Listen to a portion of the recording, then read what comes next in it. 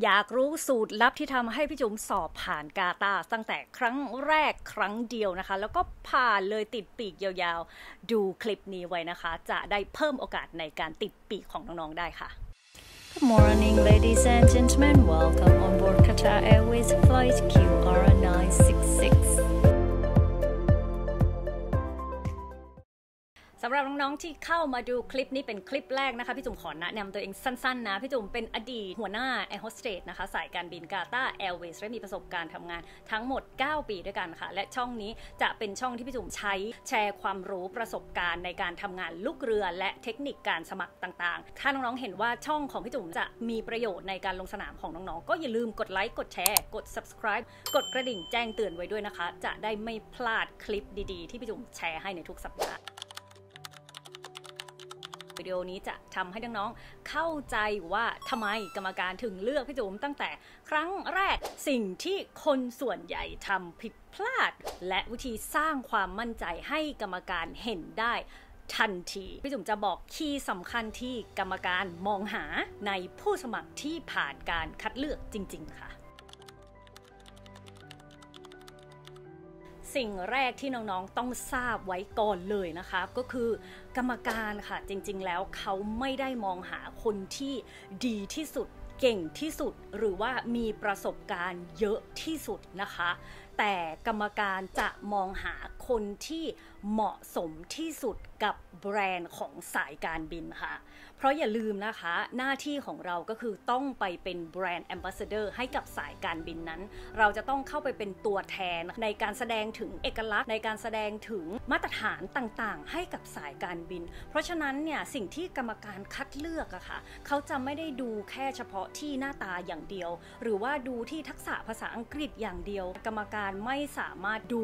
คนคนหนึ่งเนี่ยแล้วตัดสินว่าคนคนนั้นสามารถทำงานให้กับเขาได้ด้วยองค์ประกอบแค่ด้านเดียวนะคะปัจจัยที่สำคัญมากๆอีกอย่างหนึ่งนะคะก็คือบุคลิกภาพและ first impression น้องรู้ไหมว่ากรรมการจะตัดสินใจเลือกเราหรือจะชอบไม่ชอบเราค่ะตั้งแต่3วินาทีแรกที่เห็นเราแล้วนะคะพี่จุ๋มสังเกตว่าคนที่กรรมการคัดเลือกค่ะจะมีบุคลิกที่ใช่ตั้งแต่เดินเข้าไปสมัครแล้วและพี่จุ๋มก็เชื่อว่าในรอบพรีสกรีนที่พี่จุ๋มเดินเข้าไปคุยกับกรรมการนะคะมันเป็นจุดที่กรรมการตัดสินใจตั้งแต่แรกแล้วว่าฉันจะเลือกคนนี้นะคะและสิ่งที่น้องๆจะต้องทำนะคะก็คือการฝึกเดินฝึกยืนฝึกยิ้มให้เป็นแคบินครูค่ะตั้งแต่วันแรกที่ลงสมัครเลยปัจจัยที่3ค่ะพี่จุ๋มแสดงให้กรรมการเห็นถึงความ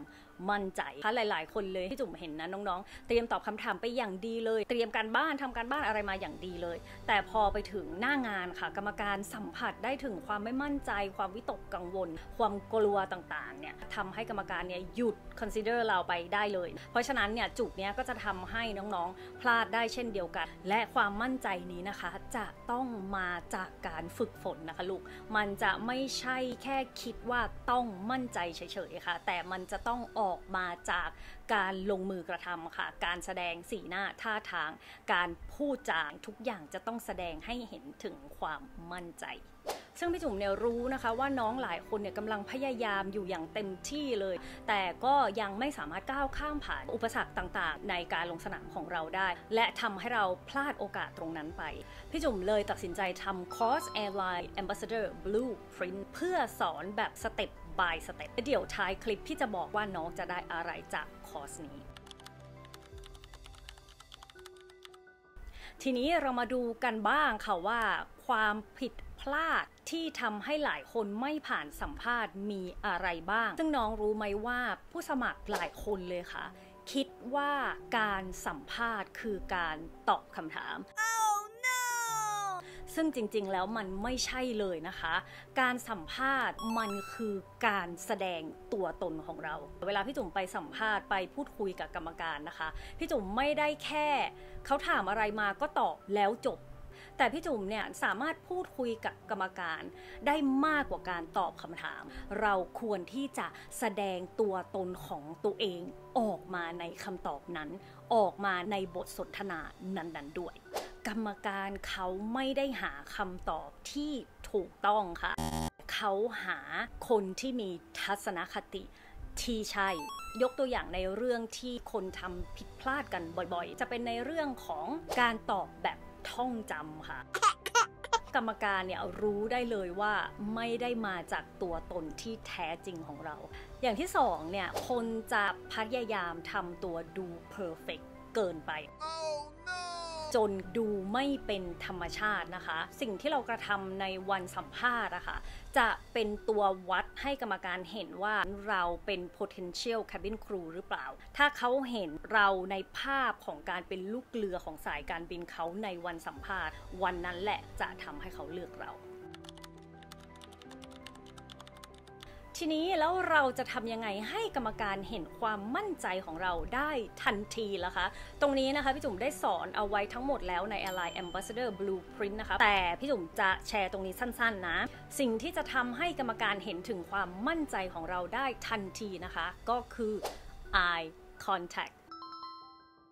การที่เราเวลาคุยกับใครเนี่ยการสบตาคนที่เราคุยด้วยเนี่ยสำคัญมากๆเลยนะมันเป็นการแสดงถึงความมั่นใจในตัวเองความกล้าแสดงออกนะคะกล้าที่จะเป็นตัวเองเพราะฉะนั้นเวลาเราคุยกับกรรมการค่ะถ้าเรากลัวเนี่ยด้วยธรรมชาติของความกลัวเราจะไม่สบตาในส่วนที่2เนี่ยพี่จุ๋มให้คะแนนกับbody language นะคะ body language เนี่ยสำคัญมากๆเลยในงานลูกเรือพี่จุ๋มน่าจะคุยแทบทุกคลิป body language อะคะเป็นสิ่งที่คนส่วนใหญ่เห็นเราเข้ามาเป็นสิ่งแรกเพราะฉะนั้นเวลากรรมการเนี่ยเขาจะคัดเลือกนะคะเขาจะคัดเลือกตั้งแต่เราเดินเข้ามาหรือจะคัดเลือกตั้งแต่แวบแรกที่เห็น 1. คุณมั่นใจไหมคุณสบตาเราไหม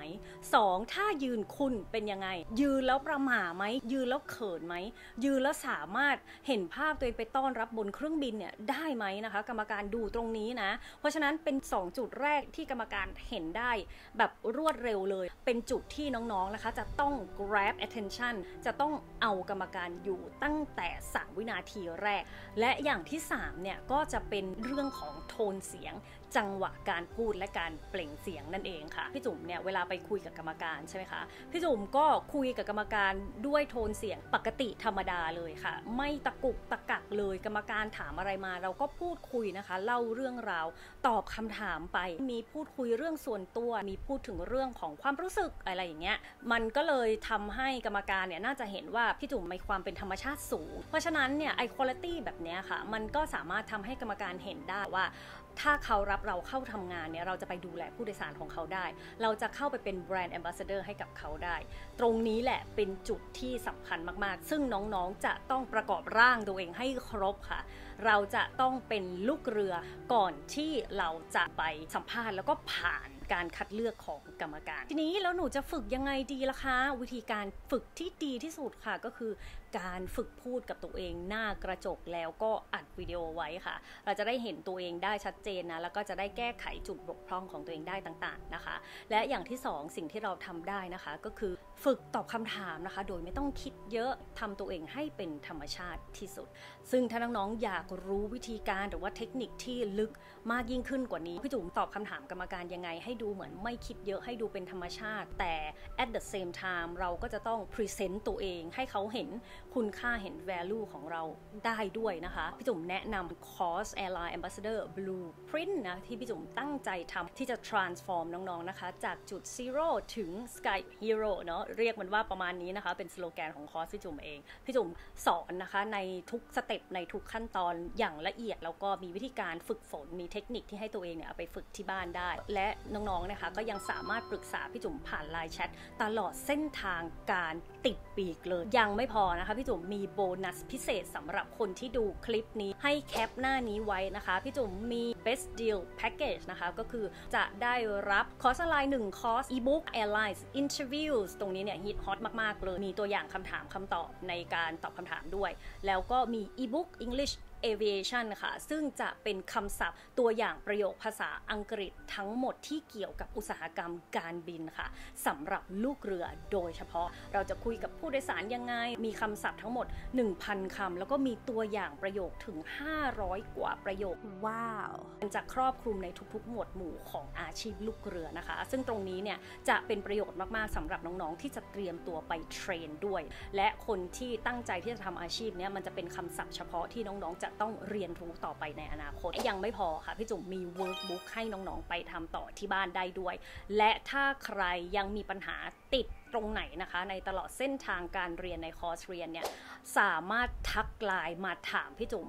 ได้ทันทีเลยพี่จุ๋มจะอธิบายให้เคลียร์ตอบให้ตรงประเด็นรับรองว่าน้องๆไม่ผิดหวังแน่นอนนะคะพี่จุ๋มก็จะผลักดันให้น้องๆติดปีกได้ตามสายการบินในฝันของตัวเองถ้าสนใจนะคะดูได้ที่ลิงก์ใน description box หรือลิงก์ที่หน้าโปรไฟล์ก็ได้นะคะโอเคค่ะเดี๋ยวเรามาสรุปกันนะสรุปแล้วนะคะพี่จุ๋มเนี่ยก็ได้งานตั้งแต่ครั้งแรกเพราะว่าพี่จุ๋มรู้ว่ากรรมการมองหาอะไรรู้ว่าสายการบินต้องการอะไรทำตัวเองให้แมทช์กับสายการบินแล้วก็มองเห็นตัวเองเป็นแบรนด์ Ambassador ของสายการบินนั้นตั้งแต่วันแรกที่สมัครนะคะในวันที่เรายังไม่รู้ด้วยซ้ำว่าเราจะได้งานหรือเปล่าอันนี้คือสิ่งที่พี่จุ๋มทำนะคะและถ้าน้องๆเตรียมตัวอย่างถูกวิธีมีผู้ช่วยไกด์ไลน์ก็จะช่วยเพิ่มโอกาสในการติดปีกหรืออาจจะใช้เวลาน้อยลงในการติดปีกของน้องๆได้แต่พี่จุ๋มหวังว่าคลิปนี้นะคะจะเป็นประโยชน์ต่อน้องๆแล้วก็เป็นแนวทางที่จะช่วยให้น้องๆลงสนามครั้งหน้าได้นะคะ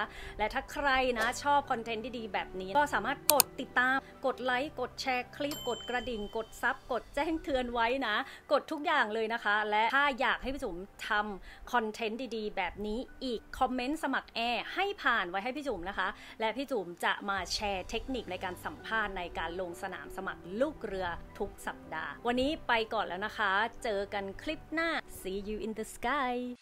Good morning, ladies and gentlemen. Welcome on board Qatar Airways Flight QR966.